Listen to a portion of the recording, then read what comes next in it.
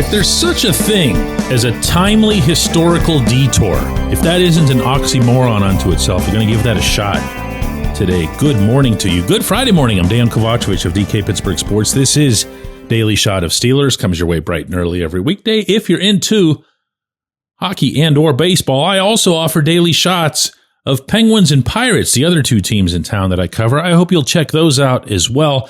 If the Chiefs beat the Eagles in the Super Bowl next week, and I've been kind of out of touch over these past couple of days out in Salt Lake City covering hockey to know if this isn't already the case, but there's going to be a whole lot of Chiefs as greatest dynasty ever talk.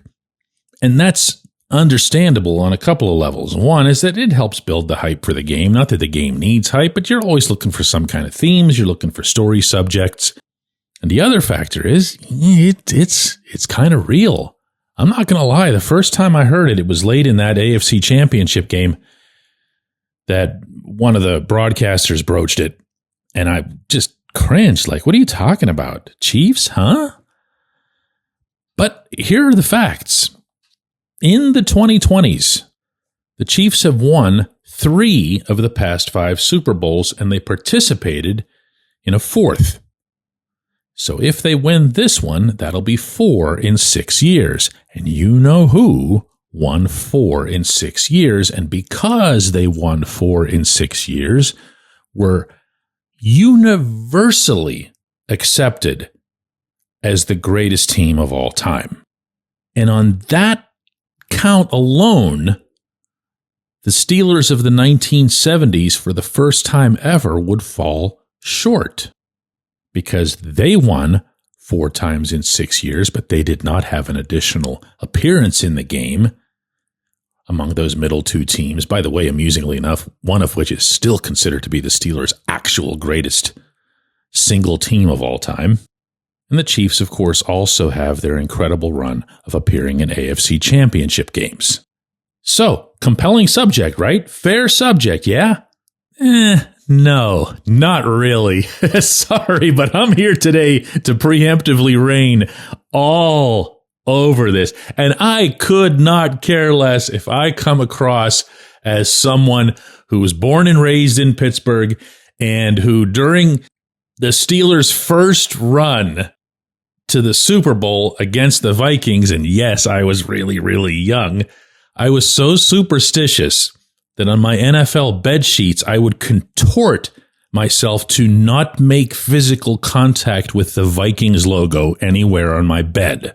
So is there an inherent bias in my life toward the Steelers of the 1970s, even though I was single-digit years old? Yes, of course there is. However, I don't need that to share with you one other massive variable when it comes to measuring the best team or the best dynasty of all time. All I need to do is to point to that figurative extra entire wing that had to be constructed in Canton to house all of these individuals. It's Mean Joe Green, it's Terry Bradshaw, it's Mel Blount, it's Jack Ham, it's Franco Harris, it's Jack Lambert, it's Lynn Swann, it's John Stallworth, it's Mike Webster, it's now Donnie Shell. And among the coaches and builders, Bill Nunn, the legendary scout, is now in. Dan Rooney's in, and the greatest of them all of them, in any capacity, Chuck Noll is in. And for crying out loud, they don't even have L.C. Greenwood in there yet. He absolutely should be in there, albeit, sadly, it would be posthumous. There has never been a collection of football talent, whether individual or unified, that compares with this. But if you would like to play along, then what you'd have to do is to look at the current Chiefs and ask yourself how many of them are going to end up in Canton, how many of them might end up in Canton, and within that, how many of them might be in Canton but wouldn't necessarily be thought of by anybody as Chiefs. For example, I put DeAndre Hopkins in that category. Hopkins has had a wonderful career. He's been a Chief for like half a minute. And what I've got, and I'm saying all of this with immense respect for what Kansas City has achieved. It's been fantastic. Phenomenal, really, in the salary cap era especially. I've got Patrick Mahomes, I've got Travis Kelce, and I've got Andy Reid. Those are my just drop-dead, absolute, slam dunk, might as well be in there already guys, okay? And you could argue that it's a testament to the greatness of all three of those individuals that they've been able to carry along pretty much anybody that the Chiefs happen to acquire. It's always still about Mahomes, Kelce, and the head coach. Now, in my next level, and no, I'm not forgetting about him, is Chris Jones. Jones is not just a great player overall, he's a great player in the playoffs, which is astounding considering he's an interior defensive lineman whose greatest strength is still probably that he eats double teams. But 3 first-time All-Pros, 6 Pro Bowls, and on top of that, the Chiefs' general success, he's probably going to get in. I'm not going out on any limb there. So what are we up to? We're up to 4 now, right? 3 players and the head coach. So you can look at some of the Chiefs' younger guys, too. Specifically, boy, do I hate to bring this up because it's always touching a nerve with Pittsburgh fans, but Creed Humphrey, who, shoulda, woulda been a Steeler and would have been the Steelers' main center for years and years to come. He's already been to 3 Pro Bowls. He's never missed a game. He's the guy who keeps Mahomes vertical. But we're getting ahead of the game. This is what's there right now. This is the total that they have. They have 3 players and a head coach, and then some discussion points. With the Steelers of the 70s, and I feel silly saying this to this particular audience because it's really preaching to the choir, but you had everything, and you had it on both sides of the ball. And you had the toughness element, and you had the intimidation, and you had all the different types of opponents that they took down, and the Jimmy Pole Orchestra, and the Charlie Daniels Band, and it goes on and on and on. Listen, here's how this dialogue would go. Somebody in Pittsburgh is going to say one thing, somebody in Kansas City is going to say another.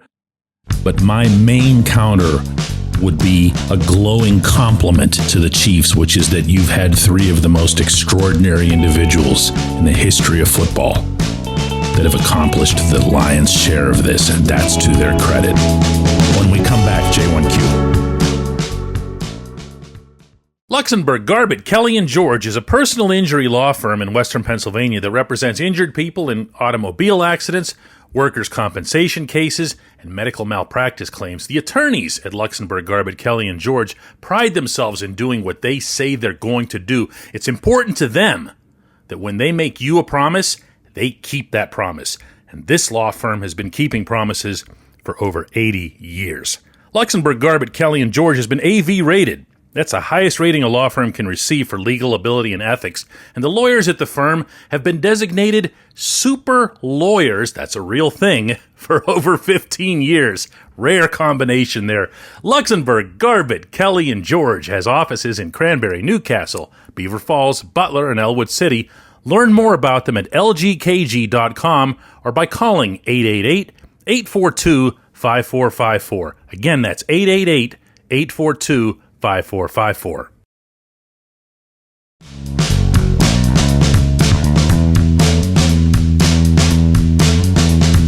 Today's J1Q comes from Paul Patterson, Churchill, just outside our city. DK, I know that the Steelers need to add wide receivers either through the NFL draft or free agency. My question is, what happened to Roman Wilson? Was he truly hurt the whole year? Or do the Steelers just not have the capability to coach up someone and include them if they've missed the preseason? I am so sick of the moving train reference, amongst others, on this subject. Paul, you know what I do with this question? Because it comes now probably 2 or 3 a day. It's still the most asked question, no matter how many times I attempt to address it. I'm going to attempt to address it today, and it'll still be the most asked question over the weekend, so I must be doing a lousy job of it. This is what happened with Wilson. Go back to training camp. He started off promising, started off with everybody considering him to be a significant piece of this offense. Puka Nacua came up a lot, not as a comparison point in terms of skill or whatever, although that'd be wonderful, but more in the sense of how quickly the Rams were able to scheme him open and get him going. Of course, the Steelers don't appear to have that capability. But yes, he was supposed to be part of this. Then he gets hurt. Then it takes him a while to come back. Then he gets somewhere in there, either re-hurt or has a setback with the same injury, never made clear, but he's right back out again. So by the time he's healthy and ready to participate, that's when you started seeing, hearing, and reading the moving train references from Mike Tomlin. Now, I'm going to tell you something that Tomlin can't, because he'd sure come across not looking like the most player-friendly coach if he said it. This moving train thing, I sure wouldn't be taking as a compliment if I were a player. Because what you're really talking about here is the ability to execute the offense, to know the playbook, to know your quarterbacks, to know your assignments, to know what's expected of you as a professional on and off the field. This is all moving train category kind of things. It's not just about we're really rolling here, so we can't put this guy in, which I know is how a lot of people misinterpret this. The Steelers and their wide receivers never had it really going, even those couple of games when Russell Wilson was able to hit 10 different targets. There was never a point where you said, wow, there's just no way we can get this kid onto the field. So Wilson continues to exist on the periphery, continues to get coached up by Zach Azzani, and he'd eventually even get himself a helmet a couple of times to no avail, to no impact. So that part's in the past tense. What's next? Well, it's Wilson's year 2. And you're going to have to take my word for it based on multiple players having shared this with me over the years. The way the Steelers, and Tomlin specifically, view a player's year 2, they're not counting snaps. They're not counting how many times you were inactive or whatever. It's your physical presence year 2 on the South Side, on the campus, in Latrobe, on the field, on Sundays, whatever, even if it's sporadic. So they expect to see an advancement in your knowledge of the system, in your conditioning level, in everything you do. And I'm not getting into conditioning on Wilson. Don't try to turn that into something. I'm sharing the broad thought process here.